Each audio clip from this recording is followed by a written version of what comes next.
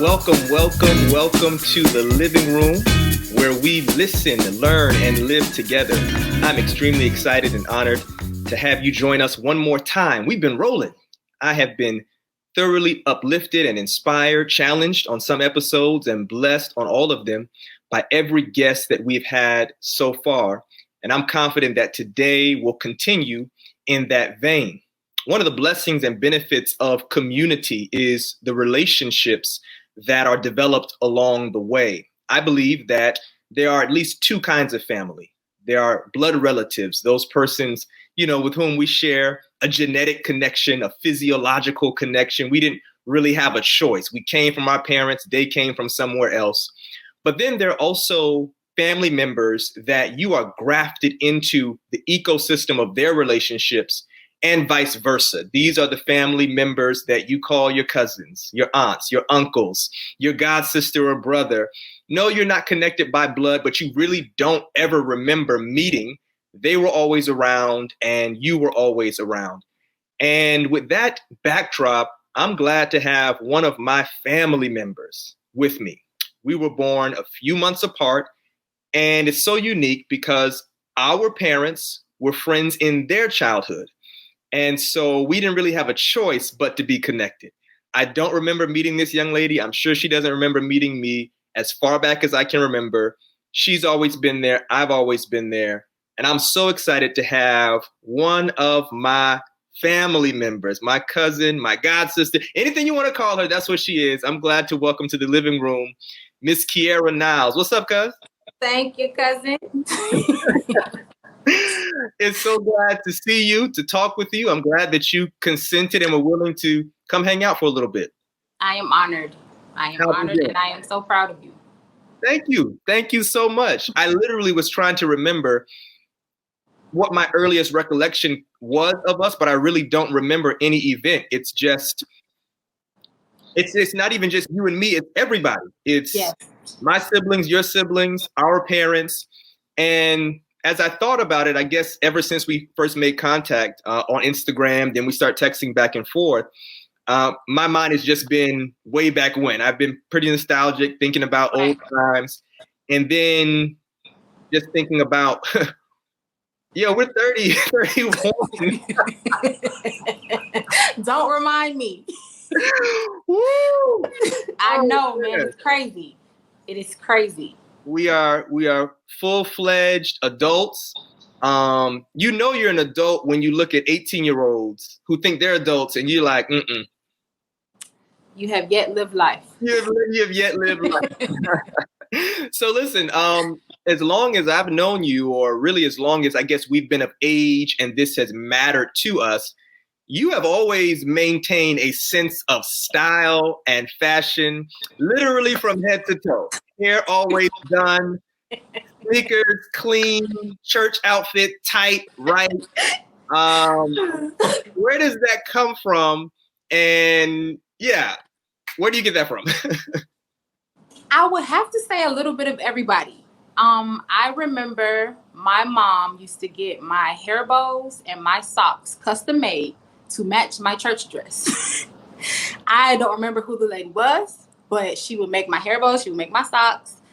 When I got older, my brothers were like always sneakerheads. So then it kind of like naturally fell on me. And again, my dad, everybody's just always been swaggy. So naturally I'm like, I gotta fit in. It's true.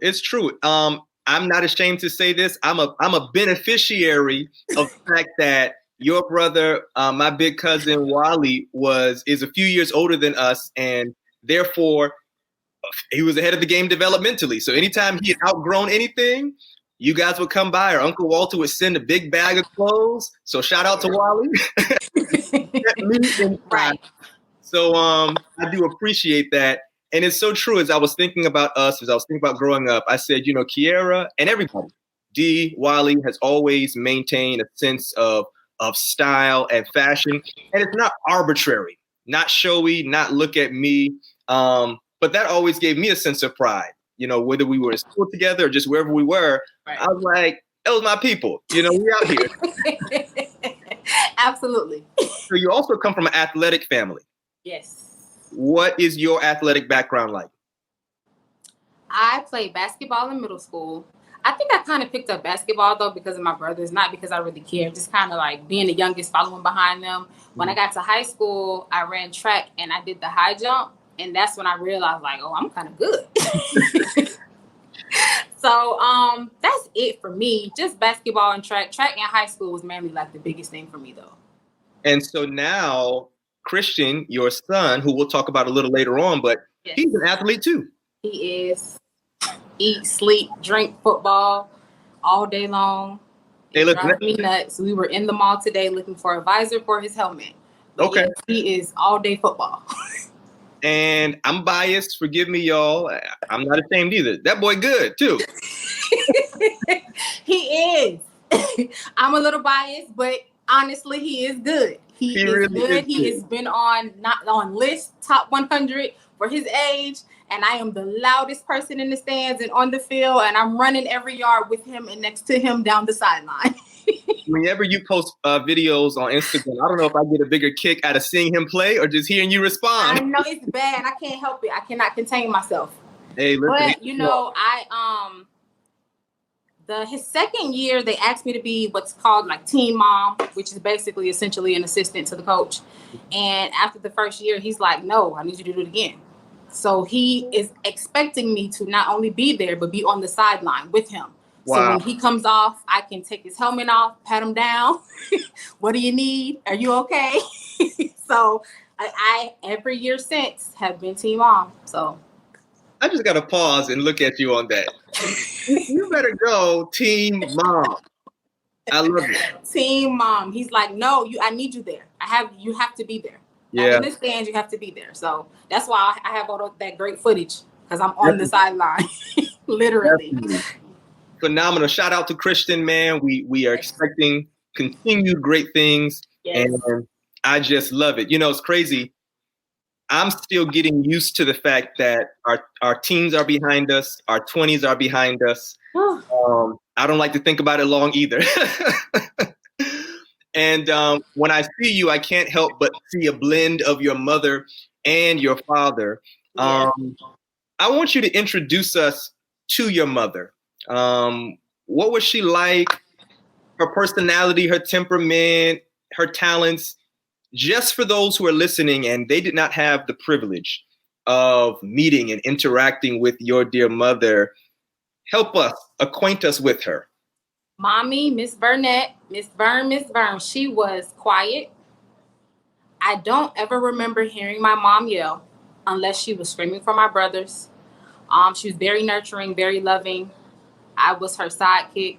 I was always there with her. My mama could cook. She could bake. She could do hair. She couldn't stand a mess. She was super clean, always fussing at us to clean up, but she was very soft-spoken, very calm spirit, always. You know, it's interesting as you shared that. And let me just say this. I told my wife, I said, I don't know if I'm going to make it through this recording because as we start talking and sharing, memories are definitely going to be brought up. But all that you said, I know. All that you said really does describe her. And I mean, the half has not even been shared. So where do you fall in line in terms of your siblings? I am baby girl. So are you spoiled? Absolutely. Across the board. Hey, I can see it started from what I can remember, of course, my dad, like I said, I was always with my mom. Dee was always protecting me from Wally. And then when me and Wally finally stopped fighting, he was spoiling me even from college. When we were both at Oakwood together, he was sending money and all kind of stuff. So yeah, most definitely. It's still today. It's still today at 31 years old. Yes.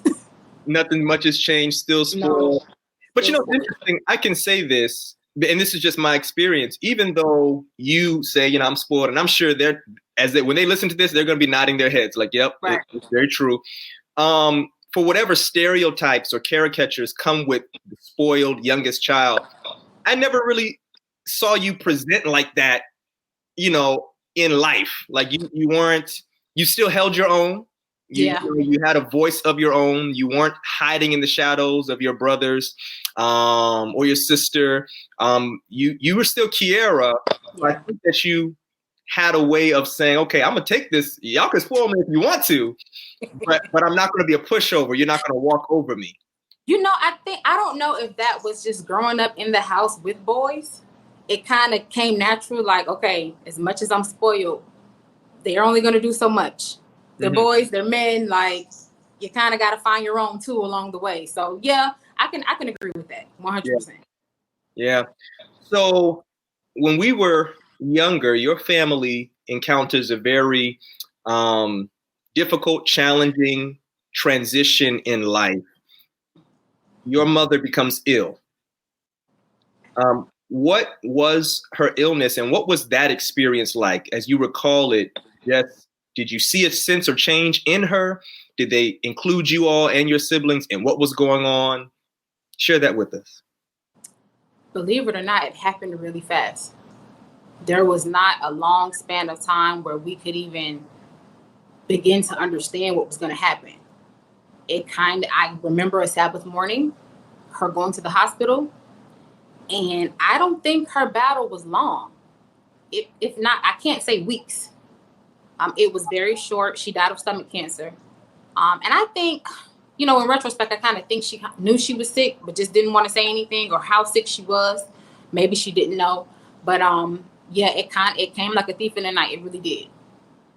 We didn't have much time to process it. I did understand at the time what was going on, but it came really fast.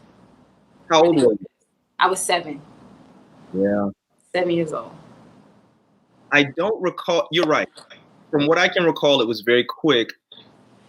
And I didn't know if it was quick because this is when me and my siblings were just being introduced to it, or quick for everybody. Yeah, it was quick for everybody. Yeah, because Aunt Vern would babysit me and Jasmine. All the time. All the time. I've got fond memories of Dee doing flips in the front yard, of Wally and me playing ball in the backyard, you and I playing house.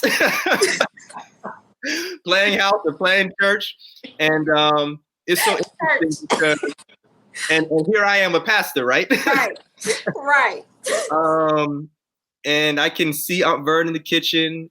I can see her, getting Jasmine straight and in line. And I mean, when you're a child, of course, we're still developing. That's obvious. But I don't think we have a sense of just the unpredictable nature of life. Especially when it comes to adults, like, everybody's going to be here forever. And so I remember my mom, I guess, making us aware that Aunt Vern wasn't doing well. The idea of sickness wasn't new to us. But again, especially I think that it was like a friend of our parents, of my parents. Right. So that was kind of like seeing how they were responding. So this happens very quickly. Your mom goes into the hospital. Do you get a chance to talk with her or see her, or is it all now at this point information is being relayed to you by other family members? I remember going to see her. Not so much talking. I'm not sure if maybe it was because I was so young, or maybe just because, she probably was more focused on the older boys than me. But I don't remember like a last conversation or anything like that. I remember us going to see her. Then I remember getting the news. Mm-hmm. So it wasn't a very long time at all. Who informed you at the point where she had passed away? We were at your house. And weirdly enough, it was shortly before Christmas. So I kind of remember it being like chaotic, not in the sense of like just kind of crazy, but we were kids, so we were running around playing. And I remember your dad, my dad, and my uncle came back from the hospital. And they called us all upstairs into the guest room at your house. And we went into the guest room. And for some reason, as young as I was, I can remember feeling like I know what they're going to say. Mm-hmm. I know what's about to happen. And I can't exactly remember who said the words, but I can remember sitting on the edge of the bed. And I can remember feeling numb. Like I didn't immediately cry. I remember looking at my brothers and their reaction. And for some reason, immediately nobody came to console me, which I don't feel any way about. But I just remember being able to like watch other people's reaction before somebody finally came and hugged me. And then it just, from there was a blur. Yeah, from there was a blur. But I remember just kind of like, I knew it. When they called us upstairs, I knew it. Yeah, I've read and heard, I guess, psychologists and so many other persons, social behavioral scientists talk about how our emotions help us remember things, especially early in childhood. So we were both 7 years old at the time. And I can distinctly, I don't remember anything up until this point, but I remember nearing the front door, my mom making it very clear to my siblings and me that my dad and her and others were going to receive you all, and that, you know, they were going to share this news. And they said, you all do not say anything. Like, you know, let us take them upstairs to the guest room. And I remember you all coming through the front door. Like, even as we're talking, I see it vividly in my mind. And I can remember very understandably, very obviously hearing the grief. But as I've been thinking about this over the past week, I didn't get it. At 7 years old, like, that my family's lives like would be very different going forward. Right. Absolutely. I guess because the memories of her were very recent. They were like within weeks, you know, at some point earlier that year, we were at the house, relaxing, chilling. And so I didn't get it. Do you remember her funeral service? I remember my brother singing. I remember what I wore, and I remember falling asleep. Really? Really, on the front row. Me and my cousin Ariel had a matching dress. It was black lace. And I just remember falling asleep, and I remember waking up at the end. So what are the next, I don't know, I guess the big question I want to ask is, what is that like after the initial news is shared, the funeral is done? How does a family transition and try to adapt and adjust to this new normal? Your father is now a single parent of children at different stages in their development, and then everyone's grieving in their own way. What's that transition like, that adjustment? Is it difficult? Did you have time to think about it? You know, we were on did you go back to school right away? Anything? I think my dad wanted us to have a sense of normalcy. So I don't remember how soon we went back, but I'm pretty sure we went back just because it was like, what else are we going to do? Sit at home and cry for weeks? Like, we gotta, you know, she's gone. We miss her. She loved you, but life has to go on. So I remember going back to school, and I remember feeling weird, like nobody else around me is experiencing this. So I don't really want to talk about it. I don't want the so sorry for your lost cards. Like, I just want it to be normal as possible. Like, don't say anything about it. At home, I don't so much remember how the days went up until I can remember like different families like bringing meals over. And like I said, my mother can cook. So I just remember being like, this food is nasty. And I'm so sorry. I know they meant well and they loved us. But I remember there was a period of struggle. Like, what are we going to eat? We're not going to survive this. But I can remember my dad like figuring it out in the kitchen. Because after a certain amount of time, those meals stop. Like, okay, figure it out. I can remember like scenes of him figuring it out in the kitchen, like thawing meat in the microwave. Like, I kind of just remember knowing where everything was. Like, oh yeah, she kept it here. Like, oh yeah, this is over here. And I think in the time that I spent with her before she passed, and like I said before, maybe she knew, and I wasn't allowed to go anywhere. I was always with my mom. Like, my brothers would go to swimming lessons. No, you're not going. My brothers were outside playing. No, you're not going. And it wasn't in like a strict way. It was just more so like, you're a girl, be a girly girl. So I was connected to her hip. So a lot of things, I think in the moment, I didn't realize I was learning for what was to come. But once she perished, I knew, Oh yeah, this is here. Oh yeah, she does it this way. Oh yeah, that's up. She keeps it up there. Like little things that, in retrospect, is like, wow, that's amazing that you could even remember that. But yeah, I just remember being like, oh yeah, I know. Yeah. I feel like, and this is just according to my memory, you all had a unique relationship. And I mean, I'm not a parent yet, and I've heard parents say you never really have favorites, but you can have unique relationships with your children. What was your relationship like with her? I think she had a great relationship with all of her children. Yeah, absolutely. But you being her baby, like you're saying, we were always together. What was that like? I don't have anything to compare it to because I don't have a daughter. My son is, people always say your sons love you different. They love their mama different. But I just remember it was normal. That, like, to me, it wasn't, I didn't have anything to compare it to. So being there with her was like, okay. I remember obviously there were times that I would cry, like, I want to go. Why can't I go? But again, I would like comb her hair. She would let me play in her hair. Yeah. I was always clean and wiped off and kept. It just, I don't know. I think she had a really strong desire to have a girl. I remember when my dad told me before, like, he would crack jokes like, that's why she's going to be a boy. But she really, really had a desire to have a girl. And I think once she had me, she just held me as close to her heart as she possibly could. Were there times, so you're 7 years old when your mother passes away. This is around second grade for us.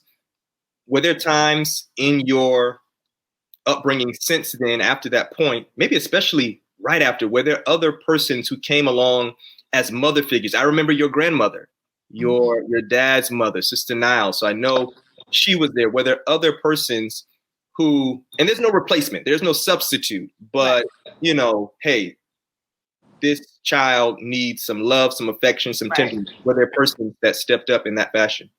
Absolutely. Both my mother and my father have siblings. So my aunts and uncles I don't remember them not being there.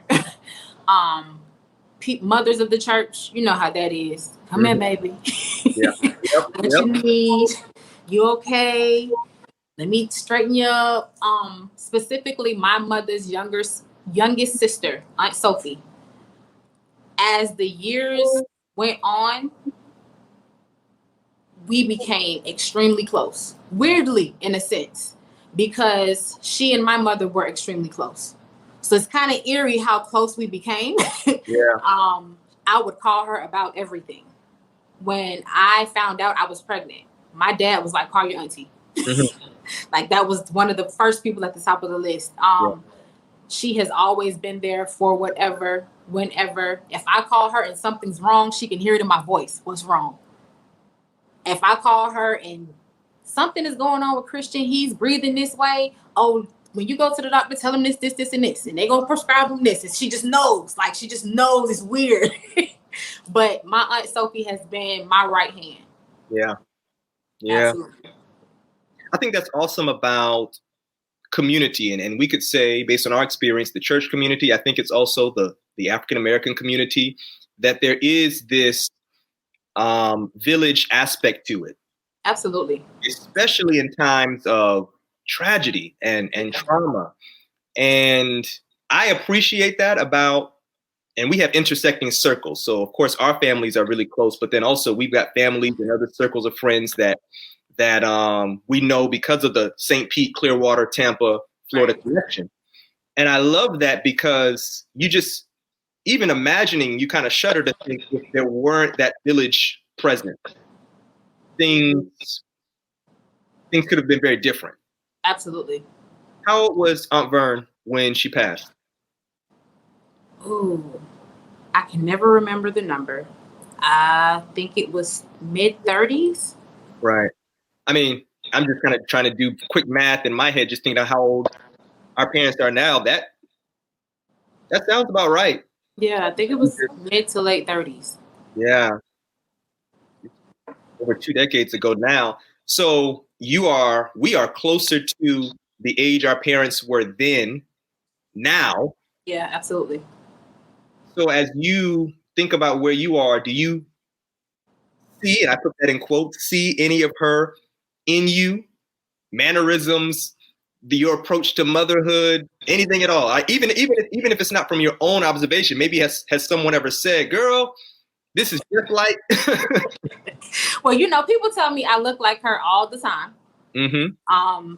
It's funny sometimes, especially not even my mom's side, because sometimes it'll be people who are technically not even blood related that will accidentally call me her name when they see me. Wow. And like, oh, I'm sorry.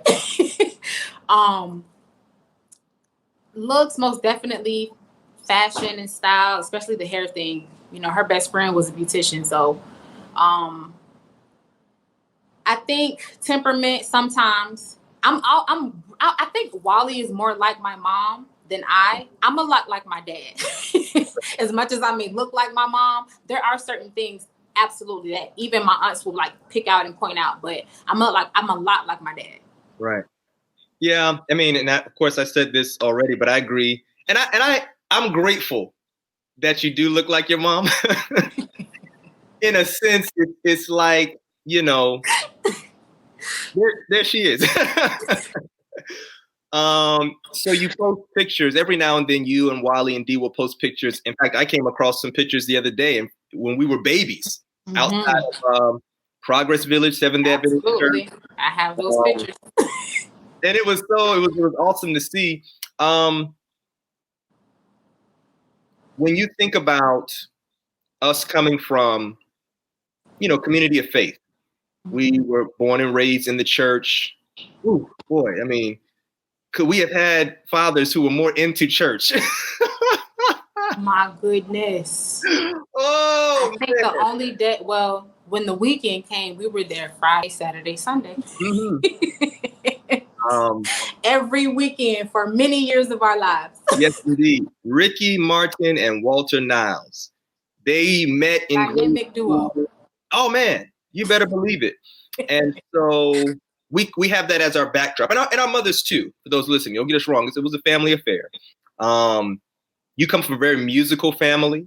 I have this image in my mind at Mount Calvary, the not this current sanctuary, of course, the previous sanctuary, of her and Dee singing a duet together. I can see that in my mind.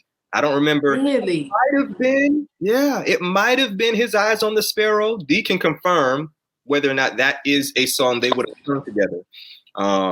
They always made Dee sing. Yeah. Yep. He was older, so it was like you don't have a choice. You're right. Yeah. Yeah, I remember that. Coming from that backdrop of our upbringing, did you ever, growing up through childhood, teen years, or even now, wrestle with, I guess, the intersection of my experience and then this faith backdrop? Did you feel like God let me down, my family down, or was that never really a thought that you had to entertain or navigate? I never really had that thought. Not let down, tested for sure, but never let down. You know, I guess all that church paid off. Like, you know, it's never been a question in my faith. Definitely tested, but never let down. Yeah. You know, I think as much as my dad wanted there to be a sense of normalcy, there was always church. In every lesson, it was always God. Every little thing, you know? So I think that played a major part. And even in my adult life, that's something that I 100% instill in my son. Like, you can do and be whatever you want, God first, and work for it. Yeah. Yeah. And it's powerful because you never really know. One never really knows just what you are gleaning and how someone else's test and how they are enduring it, moving through it, impacts you. Just as much as you said that Uncle Walter and others tried to maintain a sense of normalcy in what is, you know, wasn't really normal. I don't recall there being a break in our communication as family. You know, no, absolutely not. We were at birthday parties. And so I think that was also a bit of why now it's like delayed emotional response on my end.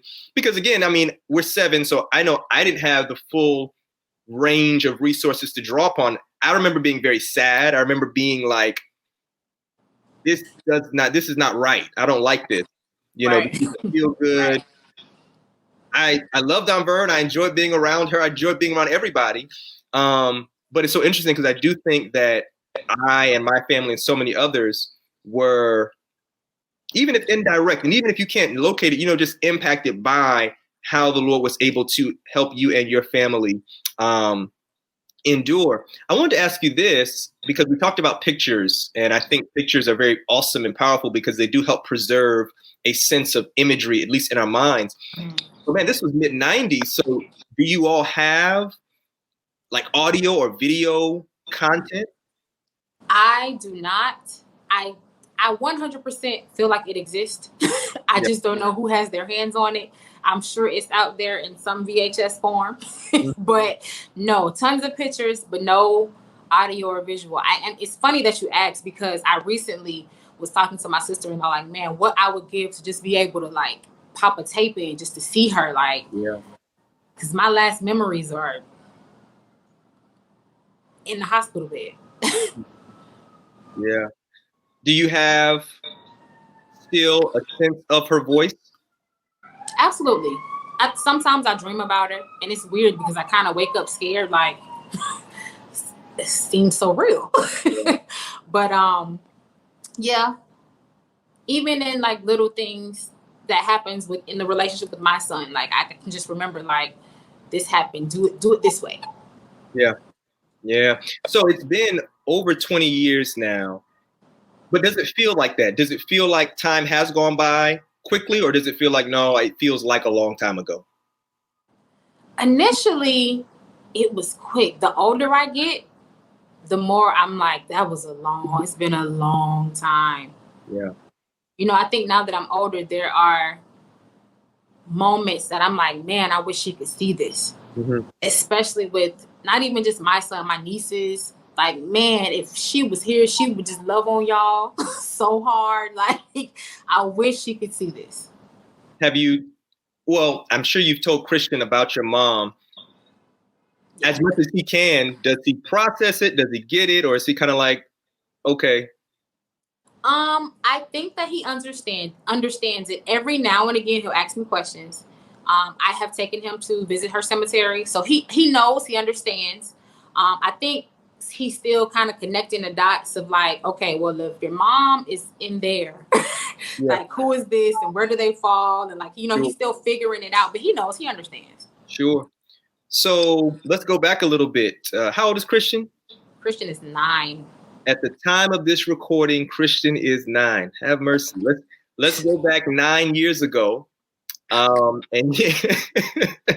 9, man. And you receive word that now you are entering into this very awesome, beautiful space that will be motherhood.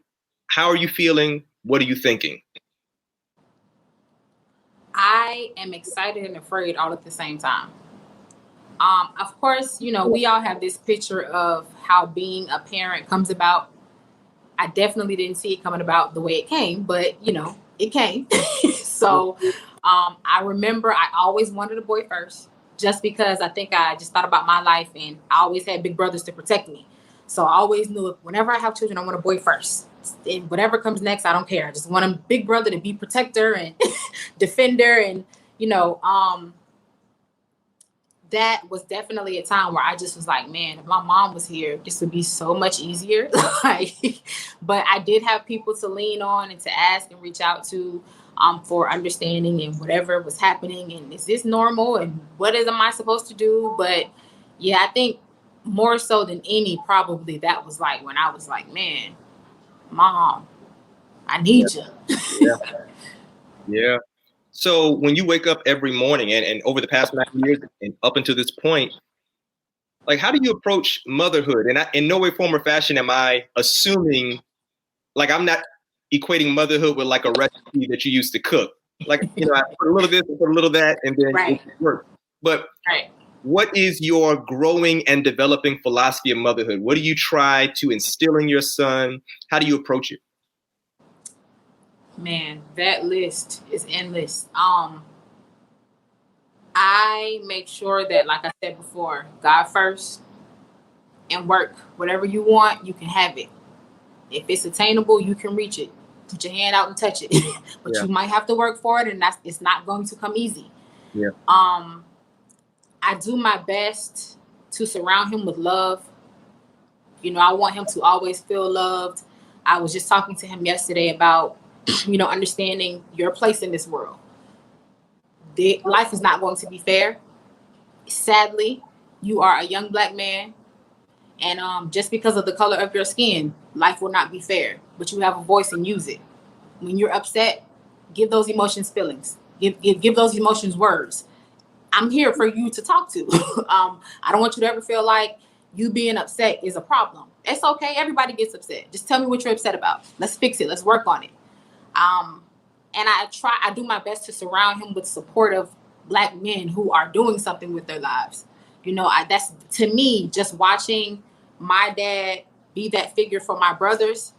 I understand how important it is and how vital it is, especially at his age he is now. 9 years old, like, you're picking up on everything. You're watching everything. You're seeing everything.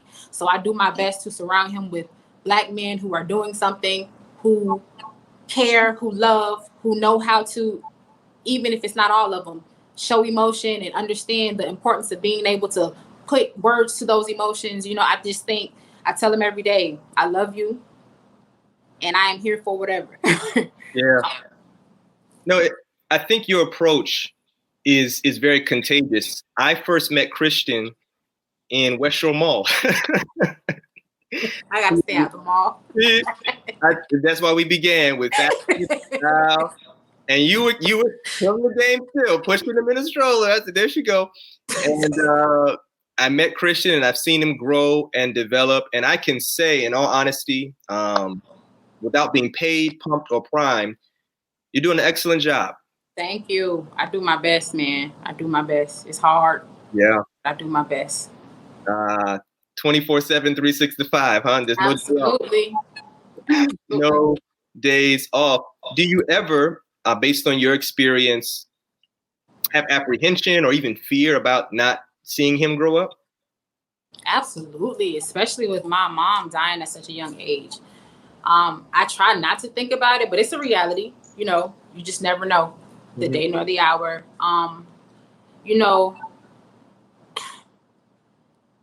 I just know that whomever may be responsible for him, if I were to leave before he's old enough to even be on his own, I just know that they will love him like I have. Yeah. I have no question, no fear, no doubt. So, it's scary of a thought that it is. I know that the love will not change. Time is something that I'm coming to understand and appreciate better. One, in part because of the racial climate that we are in America. It really doesn't matter completely how much money you have, how many degrees you have, what neighborhood you live in. I think what we're seeing is the wrong place at the wrong time, or the right place at the wrong time. Man, things could go very differently for people who look like us, especially Black males. Beyond that, as we've already noted, there is no guarantee. Here we are in the prime of life, feeling good, working, loving our families and our family members and our friends, but anything could happen. So time for me is very meaningful, and I always want to, and you and I come from, again, a church background, so we get the theology. So right. I think you understand with me when I say this, like, outlive our lives. And I think there are a couple of ways we do that. We do that by writing. People are able to read and see a person's life based on what they've written down. Technology has enabled us to record audio, visual, take pictures. So if you wanted to use these next few moments as a kind of time capsule, something to capture some words to Christian that, and this is not just if anything were to happen, this is if you live to be 99 and a half, you can still go back and say, when my mom was in her 30s, she said this to me. What would you say to him? Man, that's a great question. I love you. I always will. Continue to Put God first in every decision that you make. Think of me in every decision that you make. And know that I always want what's best for you. And whatever you want, you can have, as long as you're willing to put in the work for it. Stay focused on whatever the goal is. Never let anybody make you feel like you can't do it or it can't be done. Love on your family as much as you can. Time is precious. So love on them. Let them know you love them. Go see them. Call them. Stop by. And just be you. And understand and know that you are enough and you always will be enough. Yeah. Wow. I didn't realize it back then, but Uncle Walter was relatively young when his wife passes away. Mm-hmm. I'm sure, like most, if not all young couples, you have at least in your mind this picture of growing old together. Right, absolutely. Sailing into the sunset, and here it is. In time, he comes to the point where he's ready to remarry, and I was in that wedding. I had the chance to what's that thing called? You roll down the aisle. You know what I'm talking about. Yes, I don't know what the title for that is. I had it and then it escaped me. I'm sure there are people who will be listening and they're saying it as they're listening. Yeah, that thing. That thing. I rolled down for the bride to walk down on and for the flower girls to put out the flowers. Mm-hmm. That introduces another transition in the family life. Absolutely. Walk us through what that was like and how it is matured and developed over the years. Man, my stepmother and I are really close. Love her to death. Initially, she was introduced to me because I couldn't do my own hair in the beginning. So my dad was just kind of like, I don't know what to do. So I'm going to take you to my friend's house and she's going to comb your hair so you look decent for school. And then I think slowly I kind of understood, like, this is not your friend. Right. This is your friend. This is your friend. Not your friend. Right. This is your friend. I can remember her being around and it was just like, okay, well, this is what it is. And then the idea of marriage came around and I was like, oh, no. I am going to be the only girl to the end. I am not sharing. I'm not interested. No, thank you. Come again. Eventually I got used to the idea. That was short-lived because I always liked her. And now, like I said, we're really close. Again, I'm 31 years old and she will call me and say, hey, I sent you a dress in the mail. When you get it, try it on and tell me how it fits. We can go to the mall, get in the dressing room and try it on so I can see. What? I'm grown. I still got to try on clothes for you. She sends Christian packages and all of her grandchildren. We love her dearly. She, like you said, there can never be anybody that replaces my mom, but she definitely stepped up and loved us as her own. Yeah. To this day, I can say, some of the best macaroni and cheese. Absolutely. You will ever absolutely in your life. And the recipe has been passed down. Whoa. So. Oh my goodness. I mean, absolutely. But you are right. You're right. Miss Vivian has a wonderful sense of style to herself. And again, I just think for me, I keep saying it, but as we've grown and developed, you kind of go back and I guess assess stuff that's happened in your life or that's happened in the lives of your family members. And you say, wow. As kids, you just kind of fit in and keep moving. Right. And we're playing house. While we're playing house, we're not having deep conversations. Right. we're not crying on one another's shoulders. We're still playing house. Wally and I are still playing basketball. And I think that's to some degree I'm grateful for that because we're kids, right? And we want to keep being kids. But now that we're adults, we have, you know, an economy of words. We have life experience that helps us to look back and say, wow, I'm thankful for parents who didn't throw in the towel. Right. You know, I'm thankful for, it's easy, I think, to be very critical. I know I'll speak for myself, and maybe others listening can relate. I think it's easy for us as kids, as sons and daughters, to be critical of our parents' decisions. Absolutely.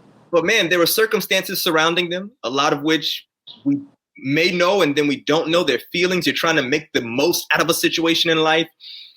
And then there's the very real God component. I think God makes up for the lack. You know what I mean? Yeah.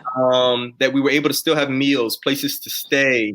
I'll share this story, and I share this story in the safety of this podcast because of who you are and because of our relationship. So we're very close, as you all have said. We keep repeating it. We're family. We don't remember meeting each other. Only thing missing is blood. And so because of that, I just thought, you know, everybody is aware of that. So this is not the house off of Sly. This is the other house, the 2-story house. I don't remember the street that was off of. Jefferson. Yes. And so there was one time I was sleeping over, and Wally and I had played basketball and everything like that. And so Wally and I were close by way of sports and athletics and all that kind of stuff. But you and I were close because of age. And so, again, we're family. So I'm like, well, Wally and I were supposed to sleep in the same room. And so you and I were talking that night. And so I said, well, I'll just sleep on the floor. And you were like, all right, but my dad's not going to have that. And I was like, you know, it's going to be okay. And the Lord knows I'm telling the truth. That's all it was. We're family. Man, I don't know what kind of spidey senses went off, but Uncle Walter came in that room so quickly. He said, no. You sleeping over here, bro. I'll never forget that. And listen, that story has no connection to anything I'm about to ask, but just one of those childhood memories. I can remember. I definitely remember that. He said, no, brother, you're sleeping over here. And I didn't give any pushback. I was like, yeah. You might have said, I told you. I told you it wasn't going to work. And so, good memories, great moments. And Uncle Walter, let me just, if I may take this moment. Well, let me not even take this moment. He recently turned 60, both of our fathers. Wow. I know, right? I remember feeling like 60 was, I remember there being a point in my life where I thought 60 was old. Yeah. And then your parents turn 60 and you like, y'all still hanging out, taking trips, catching flights. Like, sit down. And so you all honored him and celebrated him in a very intentional and meaningful way. Why was that important for you and your siblings to do? You know, my dad is a man of many words. In his words, his language of love is words of affirmation. So, you know, that was something that he always said he wanted. So we made it work. We put it together. I think we reached out to as many people as we could think of, and it came together quite nice. I don't know that you ever saw the finished product. Mm-mm. So what did you all do? We sent out an email asking for close family and friends to send words of affirmation, their fondest memories. It doesn't have to be anything long or lengthy, something, a funny story, something of love. And we bound them all together in a book. And basically, it's just a book full of letters to my dad, wishing him a happy birthday with whatever fond memories and words of affirmation. Awesome. And I was honored to be a part of the family and friends circle who was able to contribute to that. It's absolutely. Uncle Walter, when I first started, and I was really nervous when we were teenagers because I just didn't think it was cool, first of all, and I didn't know how it would be received to say, you know, I think I want to be a pastor. I'm sensing a call to pastoral ministry. Mm-hmm. Once I built up enough courage to share with my parents, you know, they embraced it wholeheartedly. And they were saying, hey, any way we can be here to support you, we're here for you. And I think one of the ways that they did that was also by, judiciously sharing it with other close family members and friends who could also come around and help nurture, I guess, the development of what that really is. And so Uncle Walter was in the house in the living room, no pun intended. And he was saying, incidentally, that's why this podcast is called The Living Room, because I just have fond memories of being in our living room and other people's living room as I went with my parents different places. Just a lot of life happened there. So he was in the living room, and he said, "Richard, they tell me you feel called to the ministry." I said, "Yes, Uncle Walter." He said, "Richard, are you sure? The saints can be rough." And I said, "Well, I'm growing to understand what that means." And so in that moment, he began to talk to me about, the seriousness of the call. Now, again, you guys just have to understand, like, our fathers, man, if they weren't born in the church, like, that was the first place they were taken. Right. Absolutely. They're elders. They care for people. They visit. They have closer relationships with the pastors of the church while we were growing up. So what he's sharing with me in this moment is not arbitrary. This isn't distant observation. He's kind of telling me this is meaningful, this is valuable, this is serious. And then he started telling me about preaching. And he was the first person that taught me about alliteration, this rhetorical device of when you're sharing your sermon points, you can say them in a way that either sounds the same or begins with the same letter. And he put me years ahead of the game. I mean, I'm in high school trying to craft sermons and be alliterative. And so I alluded to that in my note to him, just thanking him. But at every, major point in my development and journey, Uncle Walter's been there. And Aunt Vivian as well. Graduations, when I was installed at my first church, when I was ordained, he wrote a letter to me. And so, again, that whole village network is there. I've got just a couple more questions that I want to have you wrestle with.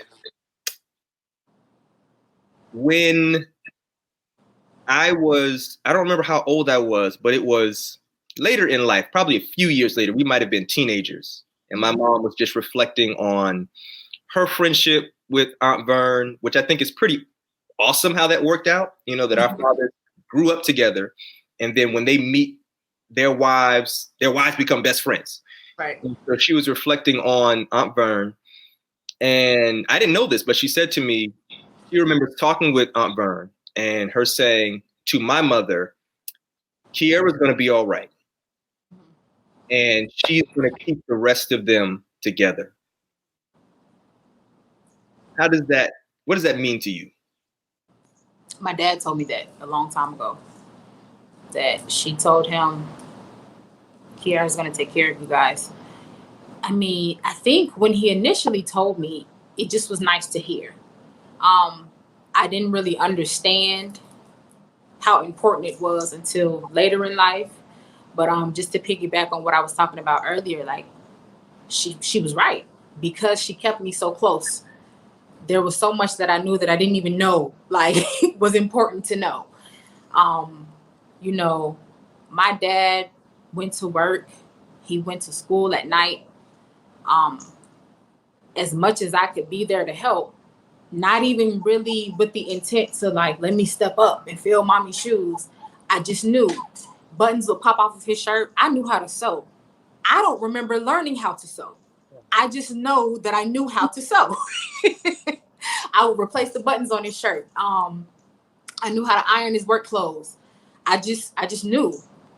I could generally account for where everybody was. My dad would call, "Hey, where's Wally? Hey, where's Dee? Oh, okay. Y'all did homework? It's okay. It's the Sabbath. Did you clean up? Did you? Oh, okay." It just was something, I guess, that just naturally came with being so close to her. I'm grateful. Because I'm pretty sure it helped my dad, being a single dad in the beginning, get along a lot easier. Just being able to, let me just go ask Kyera. Not even understanding how important it would be. But yeah, I am grateful.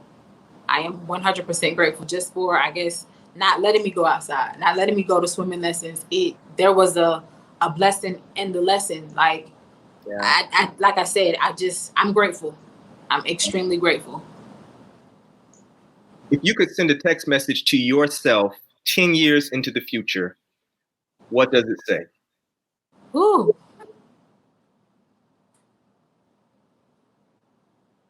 I think the same thing I would tell my son. You are enough. You'll always be enough. Keep fighting.